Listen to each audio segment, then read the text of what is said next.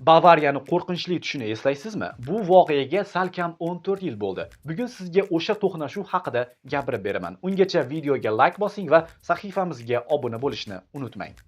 Futbol tarixida shunday uchrashuvlar bo'ladiki, ancha vaqt yodingizdan chiqmaydi. 2012-yil 19-may muxlislar bilan liq to'lgan Allianz Arena. Yevropa Chempionlar Ligasi finalida Bavariya va Chelsea o'zaro to'qnash keldi. O'yindan avval Bavariya o'z uyida bo'lgani uchun ham myunxenliklar imkoniyati yuqori baholanardi. Amalda ham bu o'z isbotini topgandek edi. Dastlabki daqiqalardan stadion egalari katta ustunlik bilan londonliklar darvozasi tomon xavfli hujumlar uyushtirdi. Biroq ha deganda ularga gol urish nasib etavermadi. Nihoyat 83-daqiqada Thomas Müller hisobni ochdi. Stadion larzaga keldi. Muxlislar nazdida hammasi tugagandek edi go'yo. Biroq barchasi shundan keyin boshlandi. 88-daqiqada Chelsea burchak zarbasi ishlab oldi. So'nggi umid sifatida qaralgan ushbu vaziyatda Drogba korner uzatmani aniq ijro etdi, Noyer darvozasini ishg'ol qildi. Bayramni boshlab yuborgan myunxenliklar muzlam holga tushib qoldi.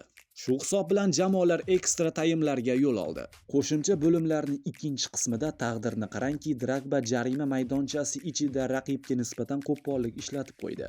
Hakam esa 11 metrlik zarba belgilaydi. Robben esa to'p oldiga yaqinlashadi. Biroq Petr Chech qo'riqlayotgan darvozani aniq nishonga ola olmaydi. Shu tariqa hamma narsa penaltilar seriyasida hal bo'ladigan bo'ldi. Seriyada Bavariyada bosim ko'proq edi. Bu maydonda ham aks etdi. Philipp Lahm va Bastian Schweinsteiger penaltidan foydalana olmadi.